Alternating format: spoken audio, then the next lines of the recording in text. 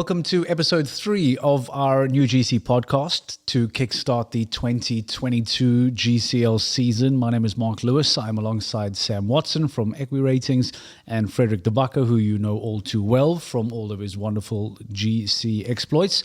We have put together 4 episodes ahead of the GCL season that officially gets underway in Doha in a couple of weeks' time at the El Shakab, and we'll chat about that later in the series. What we've decided to do is break down all 16 teams, take a look at some of the new faces, the horsepower that they bring, what forecasting numbers suggest the teams may or may not be able to achieve, and just how and what we can expect from them ahead of the brand new season. Already in the first 2 episodes, we've taken a look at a handful of teams: Berlin Eagles, Cannes Stars, Hamburg Giants, and Istanbul Sultans in episode 1. Please go take a listen to that. Episode 2, London Knights, Madrid Emotion, Miami Celtics, and New York Empire. And Sam Watson in particular is very excited about episode 3 and still to come episode 4, because in this episode, according to our alphabetical breakdown, we'll be chatting about the Paris Panthers, Rome Gladiators, Scandinavian Vikings, and Shanghai Swans. There is a team returning to the GCL. There is a runner-up from 2021. There is a top 4 and arguably championship contender for 2022. So this does sound as if it may well be a jam-packed episode. Fredrick de Backer, before we even unpack any of them, to put these 4 teams together purely by luck and purely by alphabetical order, it does seem as if the groupings of these 4, at least for Paris and Shanghai, and I know people are excited about Rome. Episode 3, we're looking at some really good riders, really good horses here to break down already. Absolutely. There's a lot of... divide them into 2 groups. I think the Paris Panthers and Shanghai Swans are direct rivals, and I think that Rome Gladiators and Scandinavian Vikings are direct rivals. I think that's how to look at them. I think. I know that I think a lot of people are very excited about Stockholm Hearts, understandably so, and we'll get to them in the 4th and final episode of this series of podcasts that we are running. Sam Watson, Paris Panthers. Fredrick and I spoke about it in the first Insider of the year when we did a surprise preview of the season.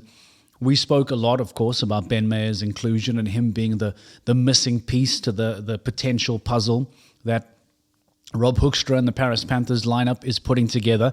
The argument is that they were already good before Ben Mayer came in. So let's leave Ben out for a second, because we'll talk about his inclusion and what it means.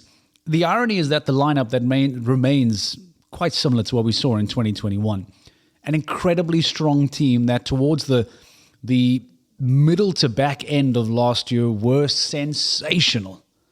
And I assume, and I'm hoping from a numbers point of view, that even without Ben Mayer, a team like this that boasts this lineup will continue to still be a major threat to anyone in the GCL season. This is... the Paris Panthers are in a 2-way battle for the GCL title this year before it even starts. Big claim. Right? And it's what's... They look a superpower. Now they have, you can be critical of them. So we're absolutely going to champion the embarrassment of riches. Embarrassment, that's a very strange way of saying that word, but that's the way I've chosen. But there is nothing but water on our table, by the way. I know he's Irish. There is just water on the table. Embarrassment. Go ahead. They've kept me under control. We'll blame the wind. and Fredrick's driving on a bicycle maybe has rattled me as well. The Paris Panthers have, and it's in all different nooks and crannies. It's a very international team. We'll talk about management. We'll talk about them having a maestro in Rob Hoekstra when it comes to management, and that he's been able to do that well. I think he's going to be challenged. I think he has, in many ways, a front man to many of the teams, and front woman. Let's not forget their under 25 rider. Going forward to Nations Cups and Championships this year, that could be one of the threats. Harry Smolders is going to be needed by the Netherlands, Dara Kenny for Ireland, Ben Mayer for the UK, Niall Nassar for Egypt. These are all top riders for their country. But that means that they just look so strong on paper. What they lack a little bit is depth of superstar within each rider's string. So Ben Mayer has explosion. an absolute superstar of a horse. How many times can he use Explosion in 2022 GCL is going to be the question, because what's backing Explosion up? A little bit the same for Dara Kenny with VDL Cartello. Nice horses in behind, nice. We're not saying, but we're talking about this team as a team to win a championship. So there's a gap between a team of superstars, but they're not like Peter Fredrickson, who has a stable full of superstars, or a Daniel Deusser, who has a stable full of superstars where he can rotate his superstar horses. So we've got a lot of star riders, but I think their depth of horsepower for the very top level is the only way you can question the Panthers. And I'm picking at straws. But Frederick, when you maybe have 2 or 3 top quality riders in your team, maybe the need to have multiple star horses is very important, because that same rider will have to perform week in and week out for his team. When you look at the Paris Panthers, and let's ignore Lowly for a second, we'll get to her in a moment as the under 25 rider. When you have the opportunity to select Mayer, Smulders, Nasser, Watley, or Kenny, you have 5 top riders that all at least will have 1 top horse. To have that much availability, do each and every one of them need to have a stable full of top class horses? Because you have 5 riders that will all bring 5 good horses. It's still a luxury to choose from. It's not like you're asking 2 or 3 riders to compete consistently. You can rotate the man with the horse, as opposed to just the rider who will remain and need to cash in. It's a very difficult question. When we spoke about this podcast, or at least about the analysis of these teams, I think 4 or 5 weeks ago, Sam already mentioned, while I was starstruck by this team, Sam mentioned, and his team said, yes, but the threat for Panthers is their horsepower at large. The trick is to get trapped into, wow, look at these names. If you listen back to our previous second podcast, New York Empire, there's the same thing that we think about Scott Brash. Wow, Scott Brash, what has he not won? He's won everything. But at the moment itself, he was kind of struggling last year to produce. So it's not the name, it's the combinations.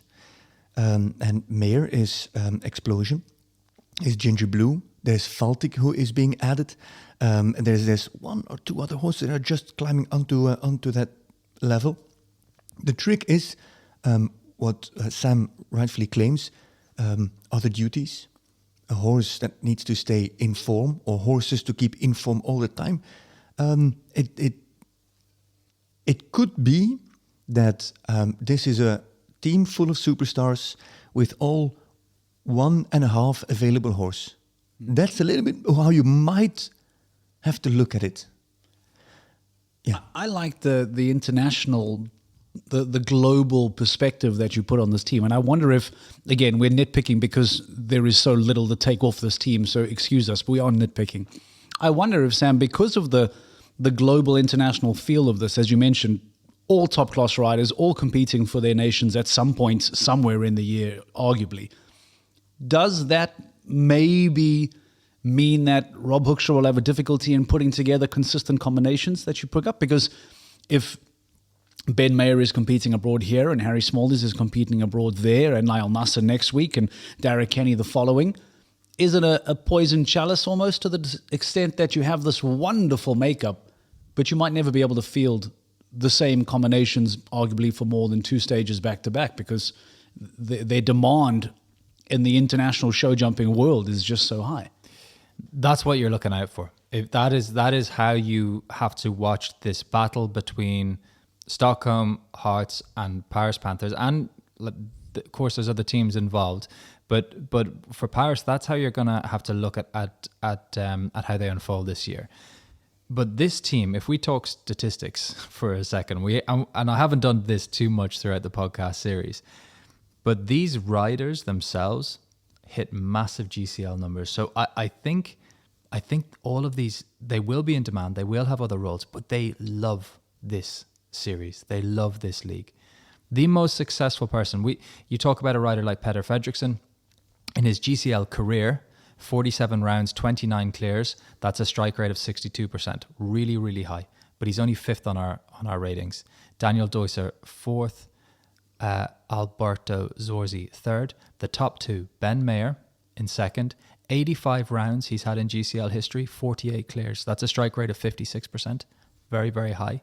The top is Harry Smolders, 84 rounds, 52 clears, a strike rate of 62%. That same strike rate as Peter Fredrickson, but a much higher volume. So now, not only are those two men together, not only are those two men possibly going to be jumping with one another for the same team, why then, in hearing that, are we not talking more about Harry Smolders? He's also very sneaky to just stay under the radar. According to that, why are we not praising Harry Smolders week in and week out? I think we would have if they had won the championship or if he would have been on the podium more often. So the team's, I don't want to say lack of success, but are you saying that their lack of trophies is somewhat hidden the achievements that Harry has picked up as an individual? No, I'm talking about the consistency. Smolders was on the podium in Madrid with Dolin and Bingo du Parc. Smolders was on the podium in Valkenswaard with Monaco. Smolders was second, producing 2 rounds in Rome. So those are really good results. It's not a win. It's not. No one should raise their nose at a podium finish. Yeah, no, but it's not a win. And of course, it's Harry Smolders. It's also what you expect from him. But the consistency over the series. Every time when we bring up statistics, Sam says that it only counts when there's volume. Now you really start to see volume, and the consistency of his clear round producing is enormous over all seasons. He hasn't got a high and a low season. When he's there, he produces. He doesn't come not to produce. Remember, I think around at the end of the season, where Hoekstra specifically called up Smolders just to have him at hand in case of. Smolders didn't compete at that point for the Global Champions League or for the team, just sitting it out, standing at the sideline in case of. So Smolders, when riding for the team, chooses specifically to produce results. Of course, that's a great luxury for a team manager. So are we not praising Smolders enough? If you ask him, he'll say yes, because the breakdown of that result of that statistic would also be interesting, because I think you'd be surprised how much of those clear rounds would be produced by Don VHPZ, who is not, he's retired. But I'd be, and I see Sam reaching for his computer. I really want to know where that comes from, which horses have contributed in which way, and in which numbers and in which volume. Because when he retired, we really put Don VHP on a podium, on a platform. He jumped an enormous number of clear rounds. So Smolders has been part of Hamburg Giants that were champions in 2017. So Smolders has been a part of an even more successful team in the past.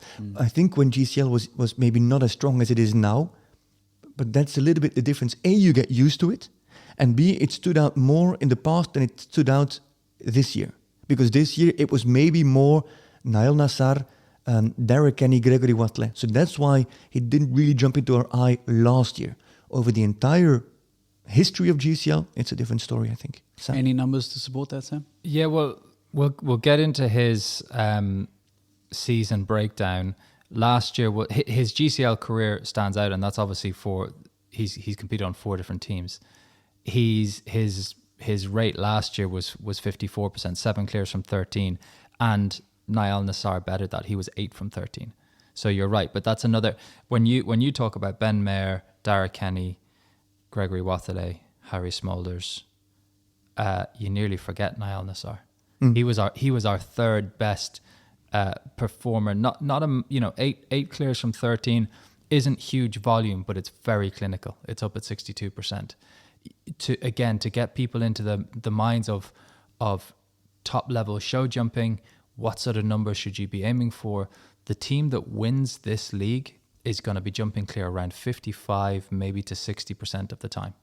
They're going to produce, there's going to be 16 legs, there's going to be 64 rounds of show jumping. Can you count that fast? Yeah. 60. That's 60, just 30, correct, 32, actually, yeah. 64. This is we've got the kids doing this now, Fredrick. They're 7 and 8. So that means you're aiming for high 30s in terms of clear, 36, 37 clear rounds. And you almost want to think, if you're a team manager, you're just trying to buy those clear rounds at a really efficient rate of buying them. And you know that Niall Nassar can do it.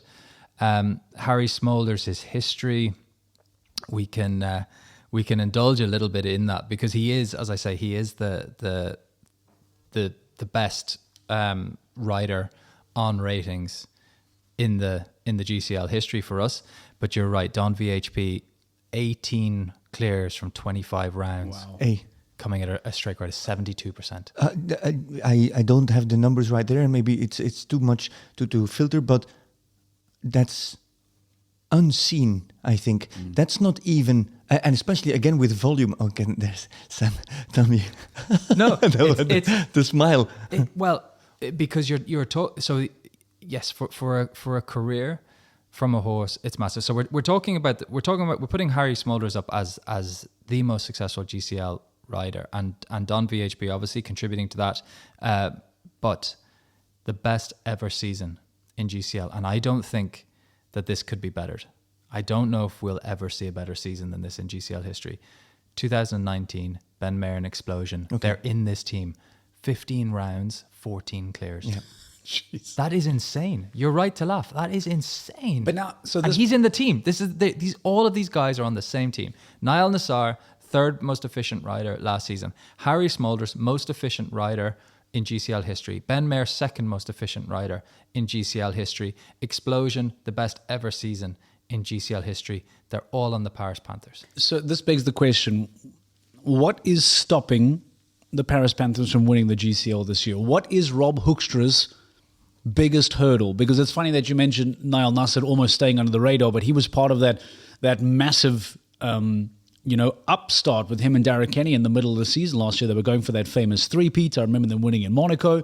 He won with Eve Jobs, I think, in Hamburg, I think it was. But there's no way that a guy like Niall Nassar should be seen as the under-the-radar guy. But you've put together this team, Sam. You've told us the numbers that support it. They're all combined together. Yes, there are other really talented teams in this season, Fredrick, but what is going to stop them? Is it availability? Is it what could possibly deny the Paris Panthers the title this year? Injuries, bad luck. I don't know. Well, how many times will we see explosion in GCLs? How many times will we see explosion? Yeah. That's a big one. This is one of the best. The question is, with that lineup, you don't have to see explosion every week. The trick with Michael van der Vleuten and Boville is that you maybe almost need to or want to see the combination week in and week out because of the success it brings. You almost have the luxury of not having explosion every week because you have the rest of this lineup. You don't need Ben to jump explosion every single GCL round. So it is injuries and bad luck. And if that's all you're relying on to fail, then you are in a very, very good position. So if you turn it around, if they do not win the series, is it a failure? Yes. Ooh. No, I'm serious. Think about it. If you have this lineup with that management, and you use the word maestro, and I think we all agree that is what Rob Hoekstra is, we must be clinical to the point to say that they wouldn't be happy finishing second or third, this team. They wouldn't classify it as a success to make the Super Cup playoffs. They want to win it, of course, as do many teams. But how many of those teams who want to win realistically have this lineup and the horsepower that follows? So in my mind, if you were to ask Rob Hoekstra, if you were to lose the campaign, would you be not satisfied, but would you see it as a fail? He would say yes. Because take a look at the setup. He has to say yes. If he will, I don't know, but you'd think he'd have to say yes. Sam, I said, ooh, you laughed and backed away from the microphone. You are forgetting Stockholm Hearts. You're forgetting. I'm not denying there will be competition. I'm not saying that Paris will walk it, because we could have the same conversation about Stockholm and say, if they were to lose it, would it be a fail? Yes. And that's what will make the season so intriguing. And we'll get to Stockholm in a moment. But since we're on Paris, bring it back to you, Sam. Surely the problem is that when you have teams like Shanghai Swans, Saint-Tropez Pirates, Stockholm Hearts, I think you do need your explosions. You don't need them every week, but the problem is that Ben Mayer, when he's not on explosion, is going to have the same problem that Scott Brash is had for New York Empire. Why are because we're saying it's Scott Brash, but it's not Scott Brash with the the horse that's winning Grand Slams, and Ginger Blue 2 clears from 8 rounds in round 1 last year, operating at overall in GCL he's 2 from 8. A strike rate of 25%. That's what you'd call below average. It was well below average, yeah. Well below average. 25%, 1 from 4. You can't, that's half the rate. That's less than half the rate that they need. So we can call out these names of these horses coming through, and maybe Ben does have another gear, because this is what the top riders do. There's no doubting Ben Mayer's ability, no doubt. And he does improve horses, and he will improve horses. But the key is that Ben without explosion is jumping at below 25%. Last year was below average. So that's the thing. So can Hoekstra get, how many times are you going to get them in the ring? And you can make the same arguments. What I'm saying about the setup of the Panthers is that on their day, because you have Novados S and Waterloo, you have VDL Cartello and Dara Kenny. So these are all top performers, and they're not in explosion territory, but they're in superstar. They're all superstars for their country. If they all turn up, they win, but it's what's behind them, because they can't be jumping at a clear rate of 25% on their second string horses. Does that mean that maybe Ben Mayer is not the missing piece that we're hyping it up to be? Yes, he's a wonderful inclusion and will support and strengthen any team. But I feel like maybe almost we spoke about it as this heroic introduction of Ben Mayer coming to clinch it for them. Outside of explosion, if he's jumping 25% and you already have a team of superstars, does he then, instead of being Ben Mayer up there, he's just one of the team? It's Lionel Messi going from Barcelona to Paris Saint-Germain. Everybody's hyped about it. Didn't produce the numbers, and still they become champions. It's a super valuable addition to the team. It makes it even more, the profile of Paris Panthers even higher. They can miss him much more than that other teams can miss a superstar horse. That's a good point. Yeah, so they will miss him less than other teams who would have to not have Ben Mayer jumping in this. Because if we say that Ben Mayer jumped 14 out of 15 clear in 2019, we saw last year how little he came onto London Knights, and they finished 4th. But the point is as well is that Ben and Explosion, when they're in a team like London Knights with good supports around, Emily Moffat, the Philip Arts brother, was good support around them, but it wasn't Harry Smolders, it wasn't Gregory Wathelet, it wasn't Dara Kenny, it wasn't Niall Nassar. So actually, Hoekstra is able to say, Ben, I only need you 25% of the time, and when I need you, you're going to deliver for me. That's a much easier task for him than this team saying, Ben, I need you in 2 out of every 3 of these.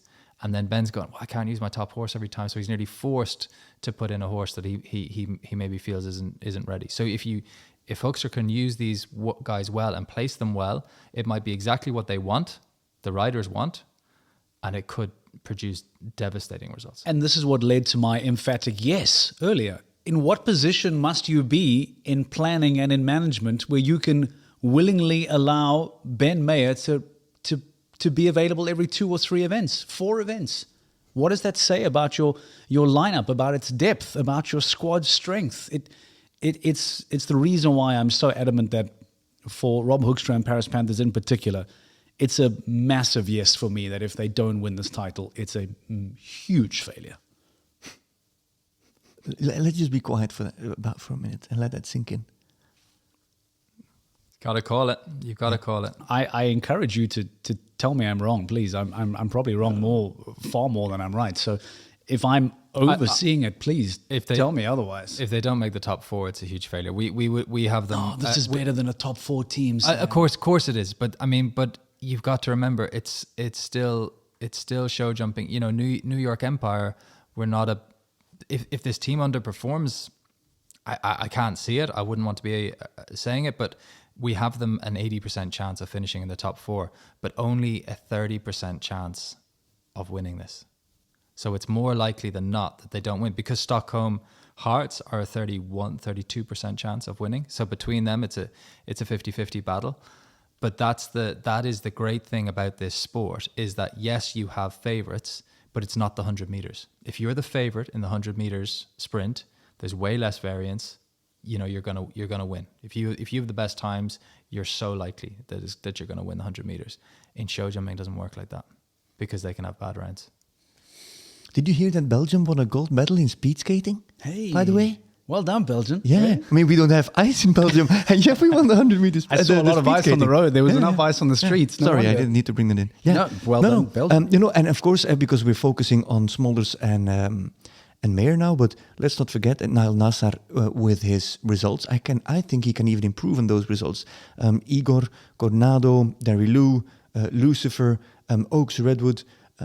Derek Kenny has got such a number of horses that they can really, really never go, not into the red zone, even not into the orange zone. They can keep these horses all the time into the green zone, just not casually, but just ticking over. Oh, and okay, Gregory Watley, Picobello Full House went to Spencer Smith, and there's Nevados. Fautille Set Vallon is coming through. Cocktail de Talma. I don't know if they are as strong as Nevados. So that's a big question mark. And then there's Loli Mitilineo. Just because we're already talking half an hour about Paris Panthers, but then there's Loli, under 25-year-old, Levis de Muse, L'Artiste, Toxandria, La Perla van de Heffing. Those are very good to world-class horses that come into this. I think those three also have to be, and Levis is way up there, I think, have to be way above average, all three of them. Oh. No, Levis, yes. Levis de Muse, yes. But the other two, no, a little bit below on rating. So we see how they perform, but I'm happy to be proved wrong. They could be unexposed. That's what I think, yeah. But it comes back to the team composition, that whoever is unexposed won't be forced to jump every single weekend. Again, there's that protection, there's that safety net, that luxury that Rob Hoekstra has, that other teams might be forced to play someone that's undercooked, or a rider is forced to bring a horse from a stable that maybe isn't there, or has been competing a lot, or is in the red. It speaks very, very well to Paris and how the rest of the year will shape up. But as you said, it is show jumping. It is nothing is cast in stone, and they will have to deliver on the promise, and that's where the trick comes in. So Paris Panthers, all eyes on you for the 2022 season. Rome Gladiators, I want to say a new team, but it's obviously a returning team. They are new to the calendar, to the makeup of the looking teams for 22, but they have indeed been GCL competitors before. 2017, 18, I think you told me, the last time they featured? Yeah. 17, 18, somewhere around there. New faces, they made it onto the podium, I think, as well, when they last featured. Rome Gladiators 4th in 2018. So Rome Gladiators making their way back into the GCL and wondering if and when they will be able to find their way back onto the podium as they did a few seasons back. Shane Breen, as we said, one of the big names, jumping over to Rome Gladiators. Do you want to just give some thoughts on the team composition? Who stands out for you? Can Rome Gladiators... Is it realistic? Maybe not in this season with such a strong lineup for them to target a podium like they did before, or because they're a new team like Istanbul, do we afford them time to find their feet, to give them an opportunity to settle? Yes. The advantage of Istanbul Sultans over Rome Gladiators, for example, is the fact that they know each other very well. They know each other. So there's good communication. It sounds so stupid, but you can't emphasize it, how important communication and planning is if you want to play a role inside the Global Champions League. We've seen it again and again. Teams that are newly composed, how long it takes for them to communicate well, to understand each other well. So that's where Istanbul Sultans have the advantage over, for example, Rome Gladiators. They've got a leading man, or the most experienced man is Shane Breen. Question is Shane Breen going to be the leader of the team? Is he going to make the calls? That I don't know. They've got a few interesting riders on there, though. It's a very young team. And we said Miami Celtic's average age is 28. This team, including Shane Breen, who is an evergreen. The evergreen. But the Shane passport Breen. says 47. Average age, 30 years young. They can field a super young team. For example, Zoe Conter is 23. Nina Malvet is 22. Edouard Levy is 27. Peter Clemens is 28. Then there's Fernando Sommer, who is 32. So they've got a very young team with lots of talent, whether it's Levy, Malvet, Clemens or Conter, or even Sommer. So they've got a lot of talent. I look across the board to Sam to wonder about the firing power, the horsepower, the depth. The interesting thing here is that the household name, Shane Breen, comes with a good string of horses, but even below, or you know, where we've been talking about sort of Ben Mayer's squad of horses without the superpower. You know, he doesn't have that outstanding horse, but he has good horses in there. But that can go either way. That doesn't necessarily mean it's only a good stable. It's nothing exceptional. So actually, from a numbers point of view, and in terms of a horsepower point of view and resources point of view, we are talking about Edouard Levy and Nina Malave as well. So the interesting thing for me is when you have those top couple of horses coming with slightly younger riders. It's a little bit like we were talking about with the Sultans, that you have younger riders with the responsibility. That those horses have high ratings. Virtuose Champay for Nina Malave. She, you know, that horse has some nice form and some nice results. And she's got to bring that now onto this bigger stage with more pressure. So Frederick said a relatively quiet yes to they afforded more time. So my question back to you, Sam, again, is actually from an expectation point of view. What do you expect from a team that is, as Frederick said, maybe not organically put together? So it's rather, it's a manufactured lineup. It's not existing relationships that have been put together. It's an incredibly young lineup that you mentioned, despite Shane Breen being the experienced anchor man for the team. He has a lot of far younger riders underneath him. So if you're looking at a young team that perhaps isn't stacked with superstars, that is new in the 2022 season, not being put together with existing relationships, what is the expectation from Rome Gladiators? Surely they must be afforded a lot of leeway and a lot of understanding that they might not come shoot the lights out in Doha. For sure, they're ranked 13 out of 16 teams, and I think that's, you know, we have to have an order. You know, there has to be a 16th of 16, but it helps give you context. It helps manage those expectations. It's actually only fair to those riders as well. It's only accurate from our analysis of the point as well. There's no point in saying that every team can be top four every time. You know, we're having an honest assessment of these teams' chances. We've assessed the team, you know, one ahead of them on our ratings, which is the Miami Celtics, and the team just below them, which is London Knights. So that's where they sit. We've assessed both of those teams in previous podcasts, and the Rome Gladiators are bang between those two teams. I think it's a fair expectation for the team. And I think it probably helps set expectation as well when you consider the factors that are available to them. It also helps them maybe understand their management expectation, that we've used that term a few times already over the last few episodes. It also helps us understand that if and when Rome Gladiators finish 6th at an event, that it may be seen as a really good outing for them. Yes, they want a podium. Yes, they want to do well. But it helps put it into perspective for us what is deemed a success for a team and what is deemed a failure for a team.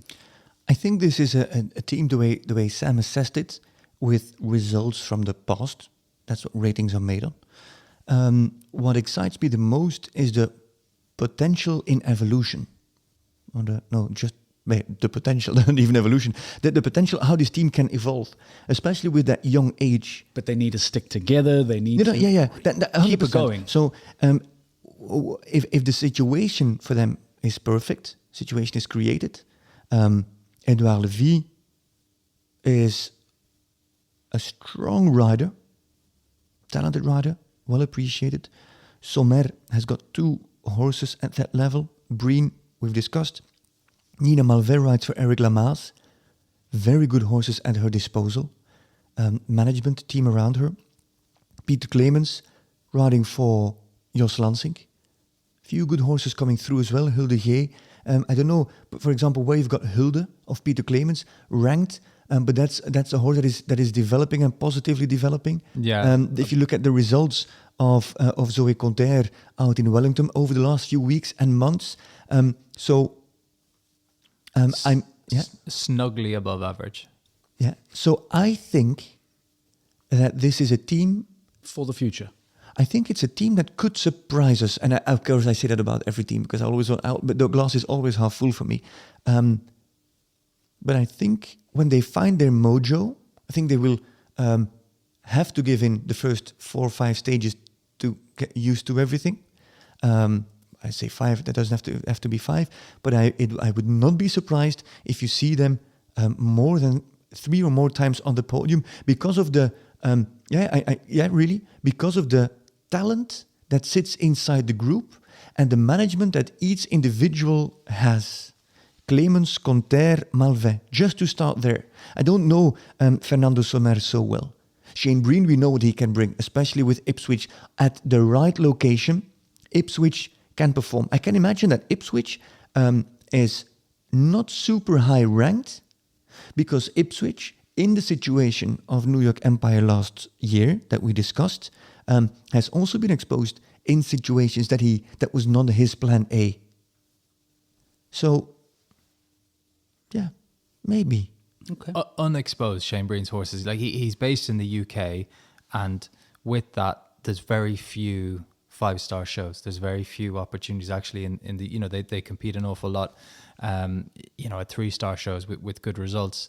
That they're just not getting in again, in amongst the best yet. But again, you look at them, he knows how to pick a good horse. Mm-hmm. So he's going to have, it won't just be Ipswich, he'll have others in his string there coming through as well.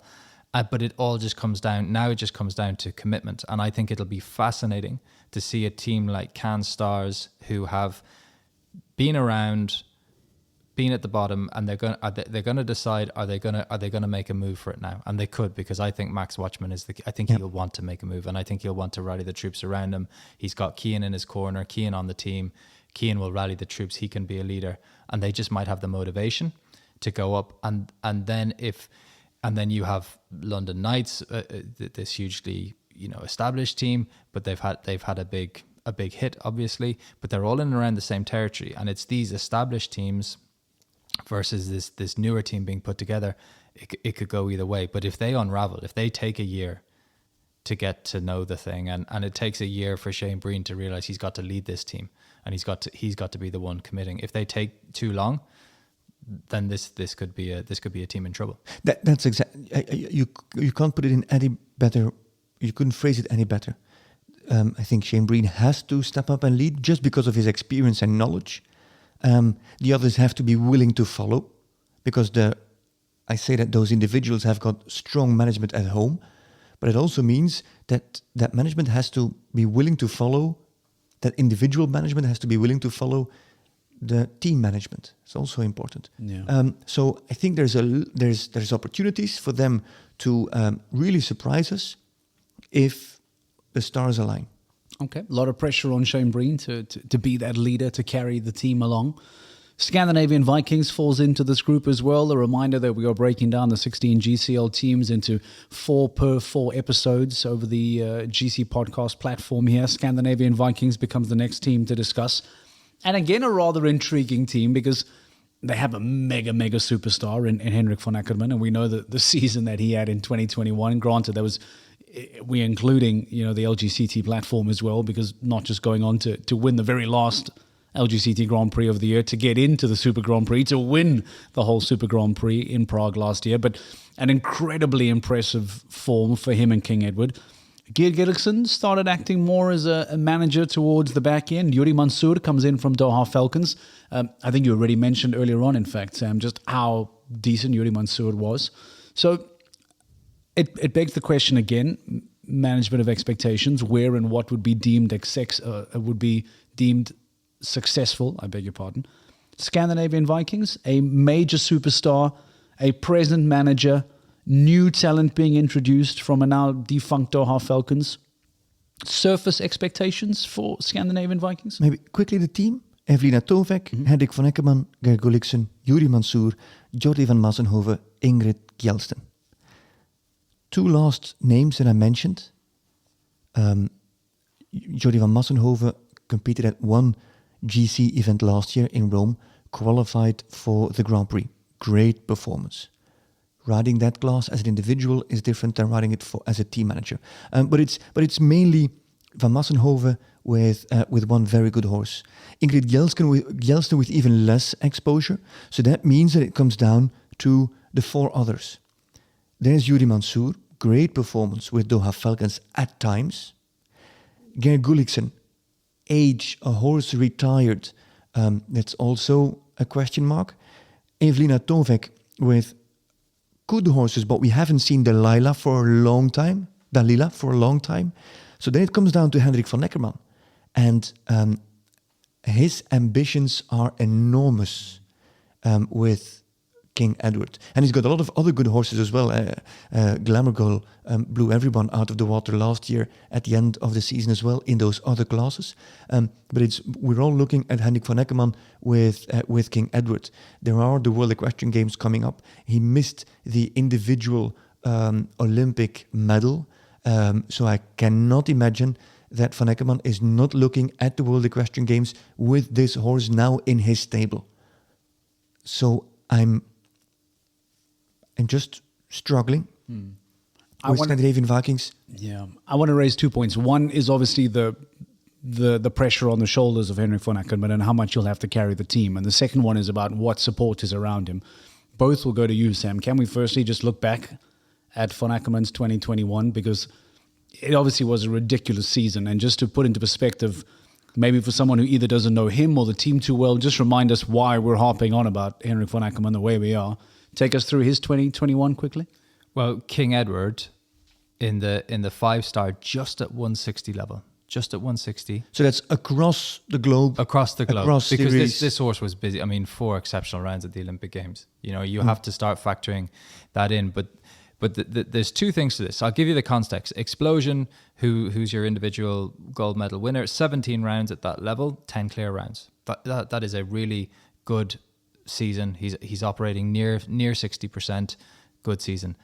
But King Edward, 25 rounds, so a lot busier volume, 18 clears, more effective, 72% clear rate at 160 in those 160 rounds of jumping clear. So 72%. So when I said that there is something being done in GCL history that I think could never be done again, which is Explosion's 2019 season, 15 GCL rounds, 14 clears, the only horse who can think about challenging that, and with a rider that possibly has the same mindset, with a horse that's in the right time in his career to be busy and be effective. King Edward really is still a 1-season horse. It was last year that he just came onto the scene. And how wrong am I in saying that he's half a season horse?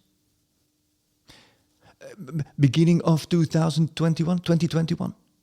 How much stardom was there already around King Edward at that point? Oh, no stardom. That's what I mean. But he was building. But that's how 100%. He had to get picked. He had 2 clear rounds at 5-star 160 level before 2021. So this horse you have to firstly get picked to represent Sweden, and he did good work, you know. But he wasn't a celebrity. Then Olympics, everywhere. This horse was everywhere. For GCL. GCTs, Geneva, this horse was everywhere and so clinical. When he never had more than 4 faults. That's the other thing. That's the frightening thing, yeah. You know, and when he did, he was unlucky. In order to work out then how much reliance will be on his shoulders, because the question is not whether they will be, the answer there is yes.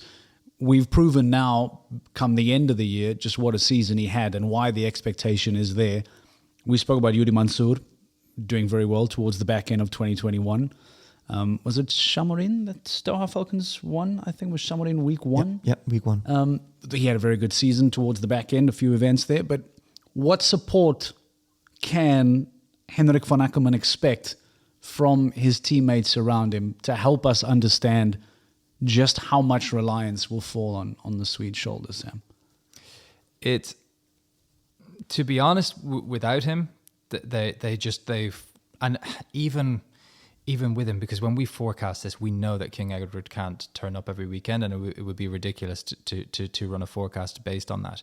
So even with him included, Scandinavian Vikings are only ranked 12th in the league on our forecasts. I want to double check that because it almost feels too low. 11th is where we have them, but 200. So their expected points, season points, 224. Berlin Eagles 225, Hamburg Giants 226. So 1 point between. It's so tight, and you only have to look back to last year to see how tight it is in the middle. But that's the problem. Without King Edward, or even with King Edward just putting in a normal shift, they're just an average team. So they need to utilize him, because if he can deliver 14 clear rounds like Explosion did in 2019, you're halfway to a top 4. So I hear you say, if and when you can use King Edward, make sure that he's surrounded with your best horses, so you can put in the best performance and make up for the moments that King Edward isn't there. I think so. I think you have to. I think if you're Vikings, you have to think about winning legs, and then giving King Edward a day off, and just putting the rest of your resources there, giving them a good team talk, and saying, guys, go and get us some points on the board. You know, like, everyone's got to overperform, but you need, because the differentiation between points in that first, second, third, that's where you get the big drops.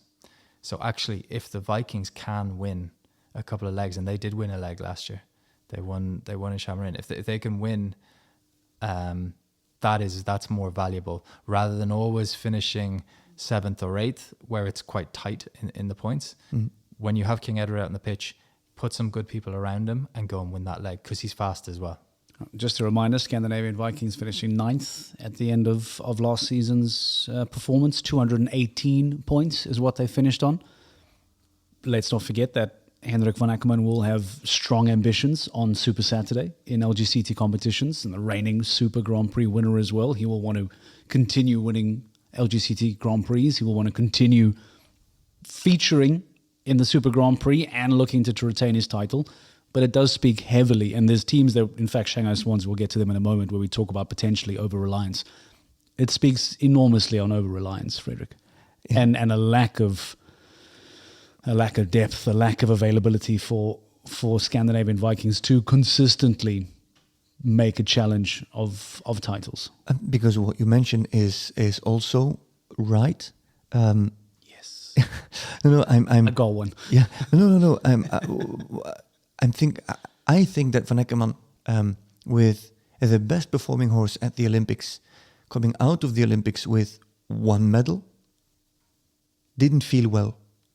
He deserved 2, and an extra trophy for his horse. He came out with 1.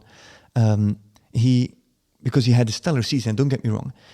He finishes 2nd behind Peter Fredrickson in the LGCT, and I have to be careful now, with 1 Grand Prix win.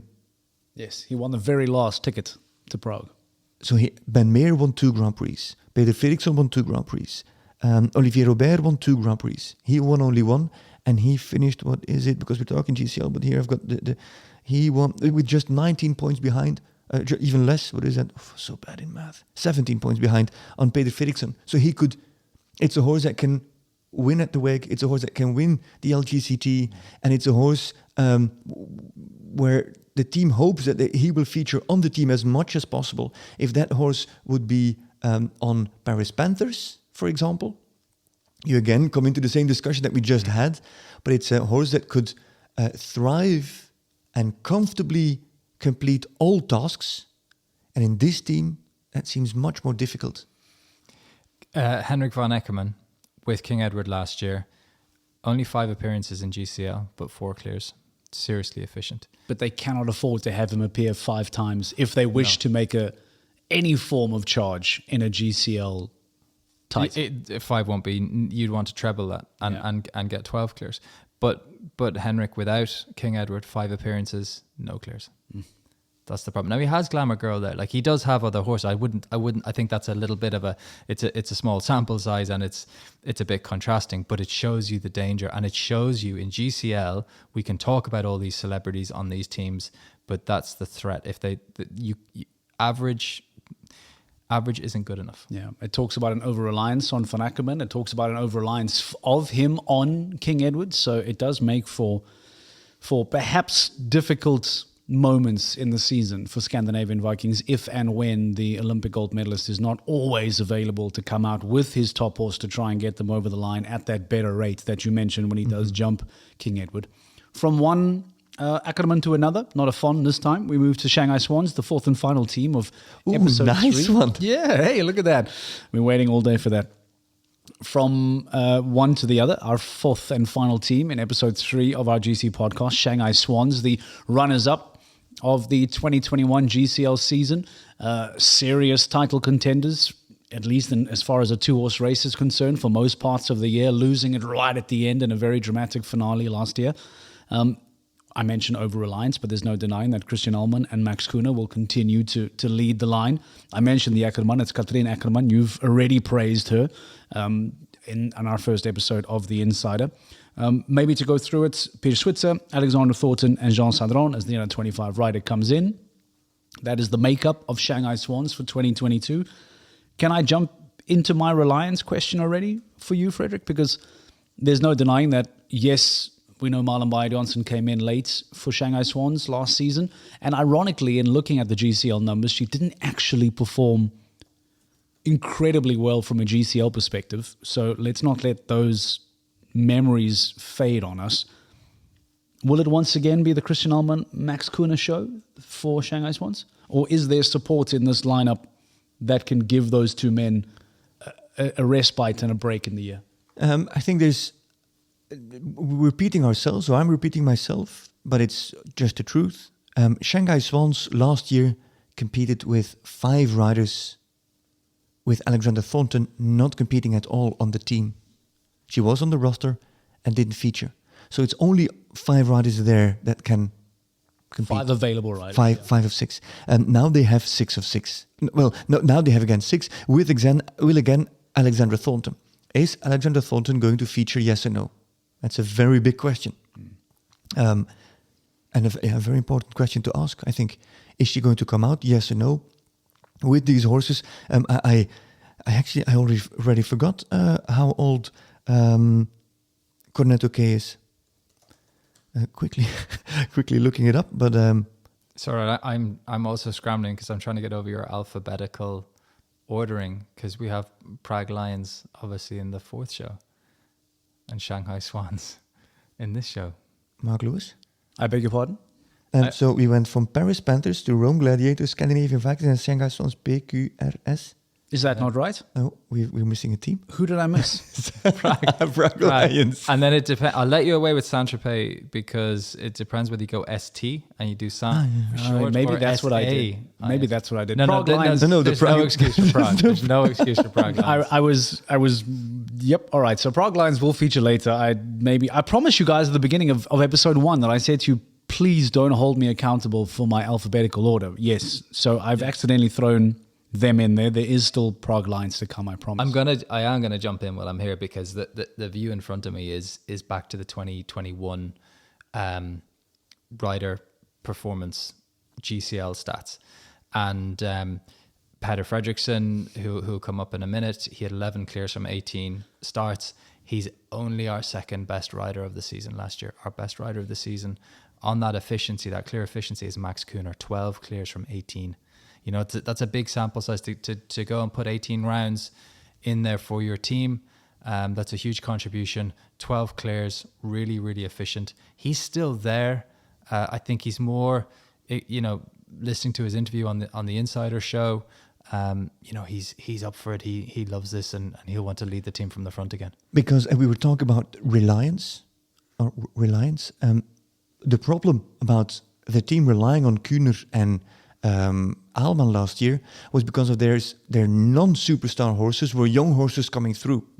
They are 1 year older and they are becoming maybe not superstars but stars. They've definitely evolved. Yeah. Alman won 3 Grand Prix in a row in Opglabeek the other week or the other 3 weeks with 3 different horses: Dominator, Solid Gold, Mandato, who we praised for his talent but his lack of experience. And so now that those horses are becoming experienced and competitive. So luckily, these 2 riders have got variety, have got depth. They've got experience. They are willing to commit. We've seen that, and they've got horses that are more experienced. So they are strong. And then it's about the rest around them. And Katrin Eckermann is somebody who I have got high expectations of. Lots of respect for her as a rider. Launching global champions to Grand Prix winner with Firth of Lorne in Hamburg years ago, when she was even younger. I don't know how young she is now. She is now 32. So that's, I think, 6 years ago. So in terms of rider talent, just performing in the ring, she's strong. Just her horses, because I'm looking at Sam now, just her horses may be underexposed because the horses are fairly young. She hasn't got the older horse that easily jumps, I think, that has been exposed in 2021 at 5-star or at 160 level, I think. That's a fair assessment of it. For me, if we're looking at a support for Max and Christian, Alexandra Thornton, Classic Dream, and Cornet OK, they're both starting from a similar territory, if not actually slightly above where King Edward started his season last season. Now, we're not going to see another King Edward, but these are horses who are absolutely ready for the 5-star. So that's where I would be going in terms of looking for the support. Yeah. Are you able to tell me, Sam, because I'm not too sure if their performance last year was deemed as somewhat of a surprise, and I say that respectfully because I'm not sure what the forecast suggested. Can you tell me what the forecast last year was for Shanghai Swans to see whether or not they under or overperformed? And then I want to compare that to what we're suggesting this year, because by the sounds of things, they've got a little bit of extra firepower behind them, and I wonder if the forecast will look very different to last year. I will before you go, Sam, just Katrin Ackerman, 3 160 horses that have been exposed, but just 9-year-olds. So just stepping up. So those are the horses that where would we put them? That are the Mandatos or the Corioli d'Azil of last year. Her 3 horses are in that group. Talented, massively talented, not yet the exposure.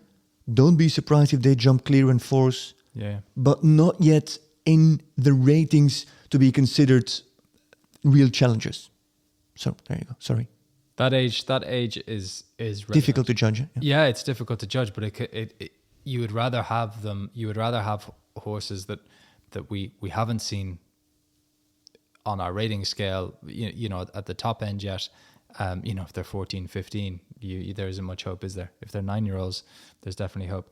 Shanghai Swans were massive overachievers. I thought so. I had a feeling, which is why I wanted to check it out. What were they forecast at? They were forecasted at 234 points, which would be in and amongst the kind of the mid table. They produced 296. Mm-hmm. You know, that's a huge overcommitment. Now they started, half of the battle was that that pre-season forecast of 234 points. That's a resource saying if we look at this horse's or this team's depth, they're not standing out. They were ranked 6th on our ratings amongst all the other teams last year. So that is a super overachievement. Rated 6th to finish 2nd, 230 odd to finish on 296, a 60 odd point difference. But they committed. They half of their success was that they kept putting their best resources on the field over and over again, which is where a lot of these teams fall down. They have great horses in their stables at home, but they're doing other jobs. They're not doing the GCL job. Whereas that's where the Swans were really effective. They put a lot of their best combinations on the field of play, and then they still overperformed even for them. So where does that compare to this year? This year, You're going to enjoy putting me on the spot. Like, No, to me, it's intriguing because I feel that maybe last year the magnifying glass wasn't on them at the start of the season. It certainly grew brighter the longer it went on. And I wonder if, with seeming improvements on a team that did perform, how the rating looks very different this time around. Drum roll. The introduction of Stockholm Hearts actually puts them down a peg. We have them ranked 7th, projected points 238. Wow. You know, so because we have New York Empire just ahead of them, actually 10 points ahead of them, which is, I know it's small when it comes down to it, but on projections and forecasting, it's a little bit of a gap. New York Empire, we haven't discussed Valkenswaard yet. We haven't discussed Saint-Tropez Pirates yet. We have discussed Paris Panthers, and we haven't discussed Prague Lions. So what a show. Jeez. What a final fourth show we have coming up. But that's the firepower that's ahead. So the Shanghai Swans are the third best team that we have discussed so far, just behind New York Empire. People might debate that, but look, New York Empire had Scott Brash, Harry Charles, Dennis Lynch, Spencer Smith. You know, they're all good. Okay, well, Shanghai Swans looking to overstretch again and overperform in another GCL season as they did in 2021. That was Paris Panthers, Rome Gladiators, Scandinavian Vikings, and Shanghai Swans. And I got my alphabets all completely wrong. Do you remember when you were young at school and you didn't actually know the alphabet and you all learned the LMNOP part of the alphabet? The what? You don't know that?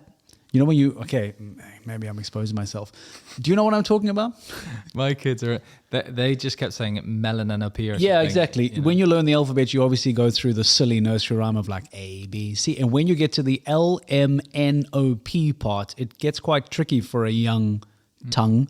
And you'll end up learning it phonetically, but you just kind of say it as LMNOP.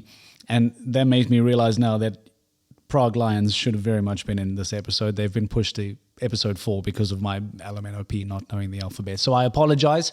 Episode 4 will feature Prague Lions, as well as Stockholm Hearts, which everyone is excited to talk about, Saint-Tropez Pirates, and your current GCL champions in Valkenswaard United. So that is a wrap for Paris Panthers, Rome Gladiators, Scandinavian Vikings, and Shanghai Swans.